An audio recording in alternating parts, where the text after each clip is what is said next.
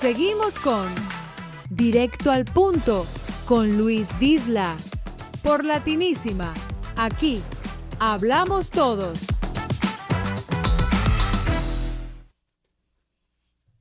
Hola, buenas, ¿cómo estamos todos? Hoy en Directo al Punto con Luis Disla tenemos un invitado muy especial para mí, una persona que he sido su admirador desde mínimo casi como 40 años. No me estoy poniendo de edad yo, pero estoy hablando la verdad. Pero antes de eso, claro, quiero, como siempre, hablar un poco de qué he estado haciendo yo personalmente. He estado escuchando mucha música, como siempre. Ustedes saben que yo soy un fan de lo que hago. Yo escucho mucho música. He estado escuchando a Frédéric Chopin, especialmente cuando quiero relajarme un poco y leer. Yo escucho música suave, pero también estaba escuchando a Gilberto Monroy. Gilberto Monroy era uno de los héroes de mi mamá cuando yo era niño. Y los arreglos que se le hacía a él eran arreglos del Big Band, que yo soy un súper fanático del Big Band. Y he estado escuchando muchas cosas así y como siempre nutriéndome de nuestra música latina. Y claro, todos saben lo que yo más o menos siempre escucho, como siempre he dicho, que yo soy un súper fan de Joan Manuel Serrat, desde que era niño. Esas son cosas que yo escucho al diario, pero siempre me salgo de esa vía para escuchar otras cosas. Bueno, hoy mi invitado, para mí es un placer, un honor de que él saque de su tiempo para estar conmigo un rato. Y claro, con ustedes, el señor compositor, productor y un paquetón de cosas más que vamos a aprender, Jorge Luis Piloto. Hola Luis, gracias por invitarme acá y estar compartiendo este momento contigo. Gustazo. Oye, primero vamos a empezar al revés. ¿Qué ha estado haciendo últimamente? Bueno, yo tengo una costumbre que no se me quita. Yo siempre estoy haciendo canciones. Entonces sigo haciendo canciones. Lo que pasa es que, a ver, ya me quedo trabajando con los artistas que ya yo tengo como una cierta relación o proyectos nuevos. Como por ejemplo el proyecto este que te mencioné de Secteto Acarey, con el que llevo ya casi 10 años trabajando con ellos. Le escribo muchas de sus canciones. Hemos invitado a mucha gente. Gilberto Santa Rosa ha cantado con ellos, Luis Enrique, el Canario. Yo he traído a ese grupo muchos invitados. Y entonces siempre estoy haciendo proyectos. Acabo de trabajar con Pupi Santiago. Hacía tiempo no trabajaba con él. Lo invité en una canción con el Secteto y una canción con un proyecto de Dayan Díaz, que es un trompetista cubano, excelente, que ha vivido muchos años en Colombia, ahora ya vino a vivir a Miami, y hemos hecho muchas cosas con Dayan, un proyecto que se llama Canciones con Amigos. Entonces consiste en canciones mías, donde invitamos a alguien a cantar, y entonces pues Dayan produce, y es un proyecto muy lindo. Ahí ha cantado con Andrés Cepeda, con Santiago Cruz, con Maía, Luis Enrique, Rey Ruiz. Hemos invitado a mucha gente. ¿Qué tipo de música? ¿Qué género? Bueno, hemos hecho, primeramente tuvimos un proyecto que se llamaba Mojito Light, que era pop, totalmente pop. Okay. Ahí se rompió porque los cantantes quisieron ser solistas, entonces ya, tú sabes cómo ahí se acabó el proyecto. Sí. Y entonces, después hicimos este concepto de canciones con amigos, y hacemos de todo. Lo mismo podemos hacer una salsa, que hacemos un bolero, wow, que hacemos una cosa pop, que hacemos una cosa media. Hemos invitado, por ejemplo, a Basilo, que es un grupo... Sí, que es algo bien abierto, es un proyecto abierto. Abierto, por eso se llama Canciones con Amigos, para no encerrarnos en un concepto, ¿no? Me gusta. Y entonces Dayan es un extraordinario músico y un extraordinario productor. Y hemos hecho, entonces en el último disco, hice un son muy bonito con un artista muy amigo mío acá de Miami, le decimos el gallito del son, se llama La Pastilla de Alegría. Creo que lo conozco a él. Sí, entonces sí. Y también está Pupi Santiago, que hicimos una canción que tiene una historia simpática. Un día estaba yo almorzando con Pupi Santiago y con Amaury Gutiérrez, otro gran amigo. Claro, otro gran compositor. Estábamos almorzando los tres. Y Pupi me cuenta que él le da a su esposa. Y yo le dije, ¿cómo? ¿Es más o menos ¿es figurativo o es exacto? Me dice, no es exacto. Wow. Digo, wow. Me quedé como que, wow. Oye, ¿en serio? Me dijo, sacamos la cuenta, sí, efectivamente, le da. Entonces, como la canción aquella de 40 y 20, ¿te acuerdas? Sí, de José José. De José. Entonces, le hice una canción que se llama Hasta que aguante el cuerpo. Sí, imagínate, se da ya hasta que aguante el cuerpo. Y ha sido producción de Dayan. Y ha tenido una aceptación increíble. Tiene un video muy bonito, que en el video aparece su esposa. Invitó a la esposa, ¿no?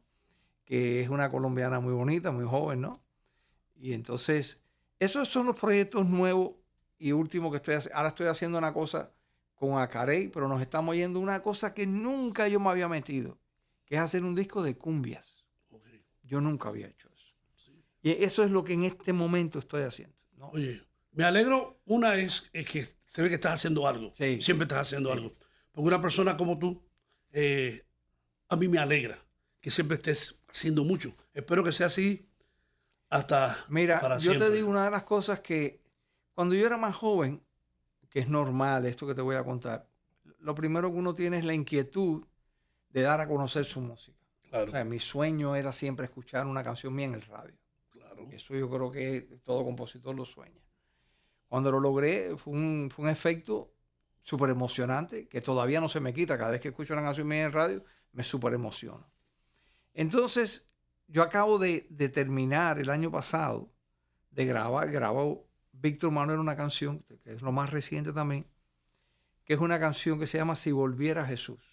Es una cosa hipotética. ¿Qué pasaría si Jesús volviera en este tiempo? Oh, interesante. ¿Qué pasaría? Entonces le digo a la gente, búsquenlo, porque tiene dos cosas interesantes esta canción. Tiene un arreglo bello, tiene una interpretación de Víctor increíble. Y tiene un video de inteligencia artificial extraordinario. Wow. Pero extraordinario. De verdad que es una de las mejores cosas que he visto. Entonces apoya ese video la historia de qué pasaría si Jesús volviera, ¿no? Entonces lo que me ha dado llegar a este tiempo mío es que he empezado a escribir cosas que cuando yo tenía esa ansiedad de querer oír en el radio, hoy ya no la tengo. Ahora yo escribo más cosas que me gustaría decir. ¿Qué se me quedó por contar? Por ejemplo, Rey Ruiz me acaba de grabar hace ya como 1 o 2 años un bolero que se llama La que no escribí. La que no escribí. Wow. Entonces habla de esa canción que estás tratando de escribirle a esa persona tan especial, sí, pero la musa no quiere llegar. No llega, no baja. Entonces se llama ¿Qué canción tan bella la que no escribí? Sí, sí.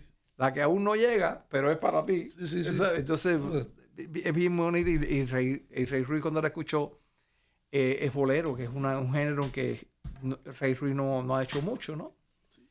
Y entonces, pues, lo invité a hacer eso. Y en eso ando, haciendo cosas diferentes. Eso es lo que hago. Oye, me alegro mucho. Vamos a hablar de ciertas canciones. Bueno, tú compones en la guitarra. En la guitarra, sí, ese es mi instrumento. Y tienes mucho tiempo, me imagino, tocando la guitarra. Desde los 12 años. O sea, que esa es tu vida. Aprendiste armonía. Sí. A ver, nunca fui un guitarrista. O sea, yo no soy un ejecutante que te toca y no sé. No, porque yo una vez que yo empecé a estudiar la guitarra, a muy poquito tiempo, yo te diría como a los 6 meses de estar yo estudiando la guitarra, a mí se me empezaron a ocurrir cosas melódicas. Y entonces me salían cancioncitas, caminaba por el bosque, cosas así, ¿no? Cualquier cosa. Y entonces me empezó a llamar la atención lo que era la canción. Y hubo una canción que quizás muy pocas personas de esta canción que voy a hablar la van a recordar, que era una canción que cantó La Maciel. No sé si alguien se acuerda de la cantante española La Maciel. Sí, claro. Yo me acuerdo. Que se llamaba Aleluya. Y entonces la canción después yo me enteré que era de un compositor español que se llama Eduardo Aute, que ya murió. Okay. Pero la letra para mí siempre fue una cosa de esa canción tan misteriosa, me atraía. Una lágrima en la mano, un suspiro muy cercano, una historia que termina, una piel que no respira, una nube desgarrada, una sangre derramada, aleluya. Wow. Y yo decía, ¿y eso qué cosa es? ¿Qué quieren decir con eso? Yo era un niño, yo tendría 13 años, no más de eso. Pero me llamaba muchísimo la atención cómo algo así podía ser una canción que fuera popular, que la gente la tocara en el radio. Y entonces, esa fue una de las primeras cosas que a mí me llamó la atención de ser compositor. Yo no quería ser compositor, yo no sabía lo que yo iba a hacer en ese momento, pero le vi un ángulo a las canciones que no era nada más el estribillo pegajoso, que es lo que a la gente le gusta, Sí. sino quería ver, abrir más el esqueleto para ver qué había dentro de una canción, ¿no? Y ahí empecé a conocer a Alberto Cortés, a Joan Manuel Serrat.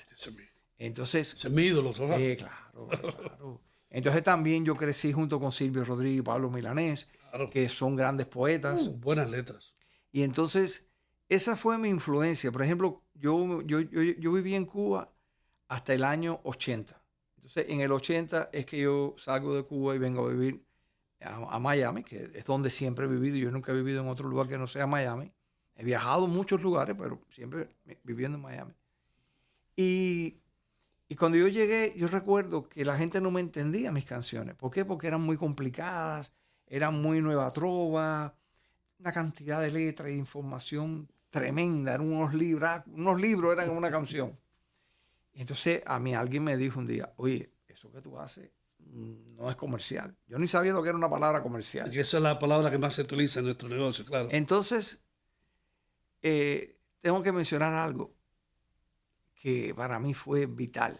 Yo decía, bueno, así es como yo escribo. Tú sabes que a veces nos encerramos. Yo soy así, acéptenme como soy. Sí. Pero la idea, yo creo que en la vida uno tiene que saber replantearse las cosas y saber cuando las cosas no están bien, no es que no estén bien ni estén mal, es que no tienen el efecto que tú quieres. Sí. Puede estar bien, pero no logra el efecto que tú estás buscando, Sí. que sea popular, que la gente la cante. Y yo escuché en una novela al Puma cantando una canción de Manuel Alejandro. Se llamaba Voy a perder la cabeza por todo. La conozco muy bien. Y me pasó como con el Aleluya, pero con un efecto al revés. Mira este hombre con cuánto espacio en la melodía, con pocas palabras, como dice una cosa increíble. Manuel tiene ese efecto. Respira la canción, no es agobiante como yo. ¿Te acuerdas, Silvio? Ojalá que las hojas no te toquen el cuerpo cuando caigan. Hay que pensar mucho. No, es que para seguirlo es complicado. ¿Sí? Seguirlo es complicado. Y yo aprendí una cosa con el tiempo. Tú nunca debes preguntarle a una persona qué te parece esta canción. Tócala. Si le llama la atención, te va a preguntar ella a ti. Esa persona te va a preguntar a ti. Entonces, yo tomé una época en que yo escuchaba el radio bajito en el carro. Bajito, no lo ponía muy alto. Cuando algo me llamaba la atención, yo lo subía. Coño, ¿qué tiene esto que me hace subirla? Bueno, así he tratado toda mi vida de hacer una música que sea simple, sin ser tonta, fácil, pero diferente, original, claro. y que te conmueva, que siempre tenga el factor sorpresa. Sí, sí, sí. No que si dije fiel, tú sabes que atrás viene piel, entonces me adivinaste lo que yo estoy haciendo. No, eso no es predecible. Predecible. Claro. Entonces, eso es lo que he hecho siempre. Entonces, y esa maldita costumbre de escribir canciones no se me quita. No, pero eso, oye, gracias que lo tienes y que lo sigues haciendo. Sí. Estuvimos hablando anteriormente, tu primer proyecto así grande o composición fue con Lisette. Correcto. Bueno, Lisette es la que yo no conocía a nadie. ¿Qué es lo que pregunta un compositor? Hoy en día cambió. Hablar de aquella época con esta son dos épocas diferentes. Totalmente. Pero en aquella época era muy difícil llegarle a alguien. Todavía hoy es difícil. Si eres un compositor nuevo y quieres llegarle a un Marc Anthony, algo complicado. Sí, si no conoces el management o a una persona cerca de él, no vas a llegar. Complicado. Sí. Entonces, el que era mi cuñado en esa época, Ricardo Eddie Martínez, habíamos escrito una canción en el año 84 que Lisette grabó, se llamaba La Noche. Okay. Y salió un disco de ella que se llamaba Salvaje. Sé cuál es. Entonces, pero yo quería darle más canciones. Yo tenía un saco de canciones. Yo escribía que era una máquina. Yo tenía una carpeta así llena de canciones. Y en aquella época, que esto yo lo miro hoy en día, esto es cosa del CD, eso no existía. Cassettes. Yo recuerdo en el año 85 yo sentarme frente a Gloria Estefan y Emilio Estefan con una carpeta que yo tenía, aquellas de argolla. ¿Te acuerdas que tenían 3 argollitas? Sí. Tenía 3 huequitos, entonces yo pasaba, ponía la primera canción y cogía la guitarra. Taca, taca, taca, taca, taca, taca. La segunda, taca, taca, taca, taca, taca, taca. Hoy en día nadie hace eso. No. Entonces cuando algo le gustaba, me decía, grábame esa. Y con una grabadorita esa de tape, ¡pum!, me grababa la canción. Un cassette player. Entonces, Lisette es la primera que yo logro verla le hago eso, el proceso de las canciones. Y me dice, pero ¿y tú de dónde saliste que no te conocía? Y entonces se enamoró y en el primer disco grabó una canción que fue para mí sí, muy importante, A Veces, que es una canción muy importante de Lisette, pero bueno, él siempre lo canta. Y una canción a dúo con Willy Chirino que se llamaba Enamorados en ese primer disco. Coincidentemente ese año también salió una canción que yo coescribí con Rudy Pérez, que grabó José José con José Feliciano. Era una historia súper interesante. Sí, sí. Rudy fue el que armó todo ese muñeco, pero yo ni conocía a José José ni a José Feliciano. Era Rudy Pérez que había conocido a José Feliciano. La canción era para que la grabara Feliciano con Rudy, porque Rudy canta muy bien. Sí. Pero Rudy después cambió de idea en el medio del proyecto y dijo, ¿sabes qué? Yo me quiero dedicar más a la composición y a la producción y no me veo cantando. Aunque canta, de verdad, es una voz espectacular. Y él se la agenció para conocer a José José. Bueno, después yo pude conocer a los dos, a José Feliciano y a José José. José José me grabó otra canción después que se llamaba Esa Mujer, que también la grabó José José y la grabó Nino Segarra en salsa. Okay. Que se llama Esa Mujer.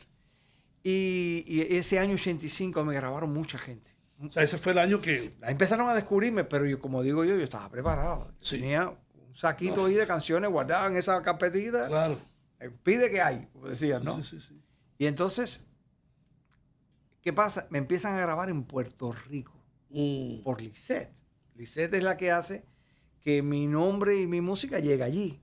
Sí, porque ya estaba establecida en Puerto Rico. Sí, mi niñez yo la pasé en Puerto Rico. Sí, es muy querida en Puerto Rico. Sí. Entonces, bueno, pues grabé con Sofi, grabé con Dani Rivera, con Lourdes Robles, Yolandita, Nita Nazario. O sea, era el mundo de la balada pop, que era lo que yo verdaderamente hacía al salirme de aquella cosa de influencia de Nueva Trova, pues me metí en el mundo de la balada. No conocía el mundo de la salsa. Sabía que existía, pero no lo hago. No, no estaba metido en eso. Eso pasó después por una casualidad. Que fortuita. Yo le hice una canción para una novela en Puerto Rico que se llamaba La Otra. Y la productora de la novela, Ángela Mayer, que le mando saludos y gracias. Mayer, súper establecida en Puerto Rico. Y le mando gracias por haberme tomado en cuenta para ese proyecto. Me pide que escriba la canción. Y le escribo una canción que se llama No podrás escapar de mí, que era el título de la novela. Sí. Pero inmediatamente la compañía de Musical Production graba con Willy González la versión en salsa, que es la que verdaderamente tiene el éxito, porque la de balada no pasó nada. La de salsa tuvo más éxito. Todavía sigue sonando. Sí. Todavía me sigue dando dinero esa canción. Es por la salsa. Excelente. Es por la salsa. Y entonces, ahí empezó mi carrera como compositor de salsas. Ok. Ahí fue que te fuiste al otro género. Me fui al otro, fui a ver esa compañía un poco quejándome porque hicieron esto. Pero me dijeron, no, es que no tienen los muchachos quien les escriba. Y yo dije, yo les voy a escribir. Y ahí en Musical Production trabajé con la Puerto Rican Power, que todavía sigo trabajando con Luisito. Muy bien. Con Tito Roja, con Anthony Cruz, que Dios lo tenga en la gloria, con, Willy González, toda la gente que tenía Tony. Un tremendo elenco que tenía. Se me pueden olvidar algunos, que me disculpen. Y entonces, yo empecé a tener tanto éxito con salsa y con balada, que la CBS empieza a preguntar, ¿quién es el tipo ese que tiene tantas canciones por ahí dando vueltas? Tráiganlo para acá. Y entonces me ficha CBS para trabajar como asistente. ¿Quién era el presidente en ese momento? ¿Te acuerdas? Sí, Jorge Zamora. Ya, me acuerdo, sí. Jorge Zamora. Y entonces, mi jefe era Ángel Carrasco, que era el AIR, y él me lleva como asistente de él. Y entonces, claro, tuve dos cosas en contra. Al yo fichar con ellos, no firmé un contrato de exclusividad, pero era una exclusividad. Entonces, eso me hizo que no trabajara con otras compañías. Sí. Por ejemplo, yo siempre quise trabajar con artistas de otras compañías y no pude. Como Marc Anthony, como otros, Tito Nieves, que después hemos hecho un montón de cosas, pero en la época esa en que yo estaba allá nunca pude hacer nada. Te dejaron ahí encasillado. Claro, fue una cosa muy, muy, muy bien porque... No, y también, mira esto, yo no podía darle canciones a artistas grandes de Sony, de CBS.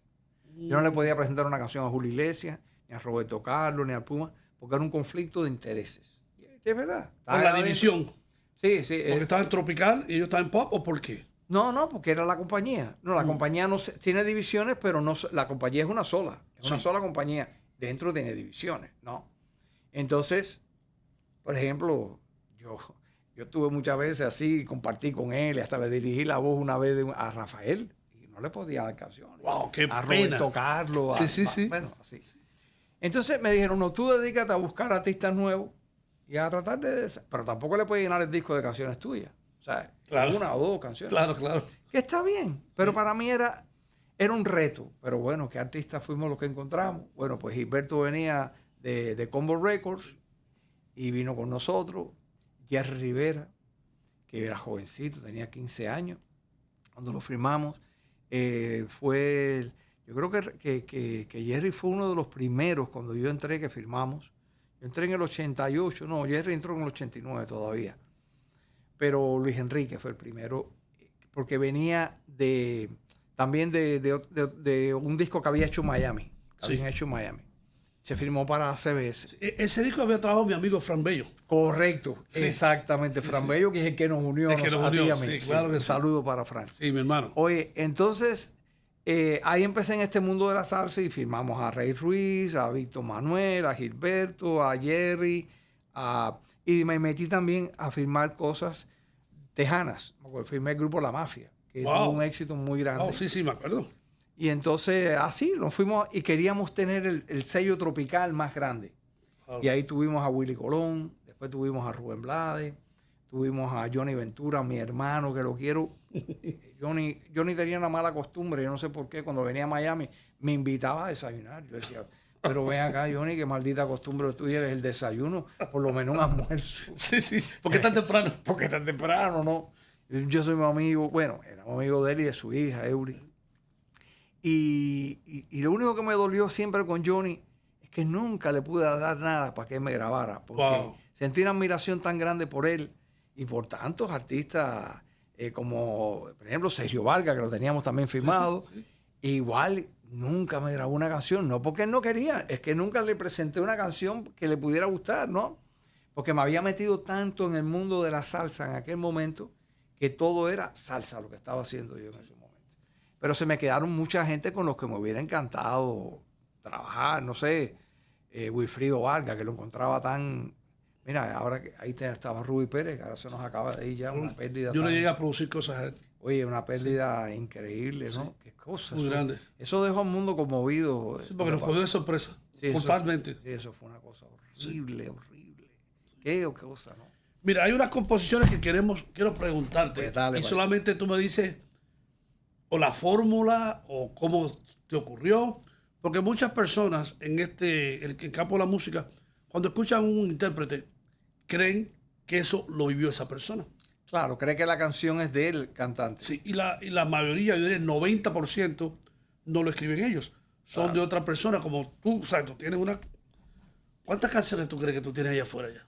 Bueno, grabadas. Sí, grabadas. Ya, yo pasé ya de 500 y pico largas. Ya, sí. Pero escritas tengo como unas 800, 900 canciones. Sí. Y hay muchas canciones. Te voy a decir una cosa como que un día me decía Sergio me decía, la gente cuenta las victorias, pero ¿cuántas derrotas tenemos? Y es verdad, y así hay muchas derrotas, pero como derrota nadie lo nota, pues se quedó tapado ahí. Entonces nos cuentan las victorias, ¿no? Y así es. Ok, primero, Rey Ruiz, No me acostumbro, que para mí eso fue, tú escuchas esa canción y es como una historia, y dices, sí, me puede haber pasado a mí. Pero tú sabes que tiene una cosa, cuando yo conozco a Rey, que me lo lleva Pablo Medina, un amigo, después se convirtió en su manager, pues como lo llevó. Sí. Me trae este muchacho cubano. Yo sabía como un mito de que el cubano no pegaba. Porque el cubano tenía, cuando aquello no existía la timba, esa que vino después en Cuba, Sí. todavía ni eso existía. Cuando aquello estaban los bambán, era otra cosa lo que pasaba en Cuba. Pero el cubano tenía en esa época una forma de cantar. Tenía un estilo muy acubanado. Sí. Que entonces como que no lo veían bien en el mundo salsero de lo que estaba pasando en la salsa, que lo dominaban los boricuas. Sí, claro. Los que lo dominaban. Bueno, el caso es que él me trae un demo y a mí no me gustó. Cuando me trae el demo, acuérdate que yo trabajo en CBS buscando artistas y repertorio. Y yo era un A&R. Claro. Para los que no sepan lo que es un A&R, es una persona que busca talento y canciones para armar un disco, ¿no? Sí, artista y repertorio. Exactamente. Entonces, A mí no me gustó el demo que él trajo, porque tenía como un parecido suave así, como cuando Luis Enrique canta suave. Yo dije, pero si yo tengo a Luis Enrique aquí ya, ¿cómo voy a traer una competencia? ¿Y verdad? ¿Para qué? Pero Rey toca la guitarra y entonces le dijo, oye, pero tú escribes canciones, porque también busco canciones. Y oye, hermano, y ese hombre ha cogido la canción aquella y me ha cantado una canción que se llama Enamorados, que la había escrito él con un amigo. Pero una cosa que me dejó así, yo le dije, para. ¿Por qué esa voz no está en el demo? No, porque el productor me dijo que hoy en día había que cantar suave. Digo, no, canta suave. El que no tiene la voz es el que tiene la voz suave. Claro. Pero si tú tienes la voz, úsala. Un vozarrón, claro. Claro. Entonces, me impresionó tanto que yo llamé a toda la gente de la zona. Ángel Carrasco, George Zamora, Frank Welser, Tony Ojeda, todo el mundo lo llamé, ¿no? Le digo, oye, escuchen a este muchacho, porque yo quiero firmar a este muchacho. Entonces Rey, un poco nervioso, lógico, ¿no? Canta. Y de manera unánime todo el mundo dijo, no, vamos a firmarlo. Sí. Wow. Pero ¿qué pasó? Que le decimos que sí, preparamos un letter of intent, o sea, una carta de intención para firmar un contrato. Pero como yo tenía toda esta cantidad de artistas, yo no encontraba qué hacerle a Rey que lo separara un poco del resto para que no lo compararan. Y pasaron meses en esa búsqueda. Y un día Rey me llama molesto con toda la razón. Oye, pero tú me vas a hacer un disco, estamos jugando. Le dije, no, hermano, es que no he encontrado lo que hay que hacer. Y voy a ese, ¿te acuerdas el libro negro mío que yo traje? Sí. Al baúl. Al baúl. Voy al libro negro y me pongo a abrir y me encuentro, no me acostumbro, pero algo que tú no sabes, ya mucha gente lo sabe porque yo lo he dicho muchas veces. No me acostumbro en un vals en 6x8. Mira eso, yo sí no lo soy. Era mirando cosas viejas, hallé un poema en una servilleta casi borrado. Wow. Era así. Entonces me pongo yo a mirar la canción y digo, ¿tendrá clave esto? Y me pongo a jugar y cuando se la encuentro, dije, esta es la primera canción del disco Rey. Y tremendo hit. Pero después apareció Amiga, Sí. encontramos varias canciones de ese disco, canciones de él. ¿Quién va a producir este disco? Digo, yo necesito para un tipo de voz fuerte, Tommy Villarini, que es trompeta, y que me haga los arreglos más basados. Tommy, nosotros lo conocemos desde college, estudiamos juntos en Berkeley. Tommy, sí. Que en paz descanse. En paz descanse. Tipo con talento y aparte un alma de Dios, ¿verdad? Qué lindo. Dios, como persona. No, él, la familia entera. Siempre que yo hacía cualquier cosa, él era el primero que decía, oye, tremendo arreglo. Yo, tranquilo. Sí. O sea, no, si tú eres el bravo. Él era especial. Sí. Y entonces yo me voy a Puerto Rico, le llevo eso y le digo, Tommy, quiero que la producción la hagas tú solo. Okay. Y quiero que le pongas la fuerza de los metales. Eso es lo que quiero, los arreglos. Sí. Para que no me caiga como era Eddie Santiago, más basado en los trombones, más suave, más melódico. No, fuerza con las trompetas. Y bueno, no nos defraudó. No, mira lo que hizo. No me acostumbro es... Perdón, voy a apagar esto. No, pues sí, no me acostumbro es el hit grande de Rey Luis. Sí. Entonces, espérate, déjame apagar aquí, no vaya a ser que vuelva a sonar. Y si es un telemarketing te va a seguir llamando. Sí, no. Era un amigo. ¿Quiere comprar canciones? No, era un amigo. Entonces, bueno, ahí hicimos el primer disco. Sí. Y para sorpresas de todos, déjame hacer este paréntesis. Yo forcé un poco a Rey a cantar más neutral. Que no se supiera de dónde era él cantando. Claro. Y eso le costó a él un poco porque me decía que yo no canto así. Sí, no es natural. Claro, decía, yo no canto así. Pero le dije, Rey, pero estamos buscando llegar a lugares diferentes. Bueno, eso después al cabo del tiempo se convirtió en una ventaja que después se quedó cantando de esa forma. Claro, no era un problema de que cambiara la voz, sino la pronunciación, no, el fraseo, cómo lo hacíamos, diferentes cosas que a él le costaba trabajo. Yo me acuerdo ¿te acuerdas de Cuto Soto? Claro, mi gran amigo, trombonista. Sí, que ahora es religioso, debe hacer cosas. Gran productor. ¿Sabes qué? Entre esto, para mí, él es el último original de los arreglistas. Tenía una forma de arreglar original. Yo siempre se lo decía. Sí. Tú tienes algo que nadie tiene. Hay muchos arreglistas de aquella época, como Gunda Merced, ¿te acuerdas de Gunda? También que tenían cosas que... Bien original. Sí.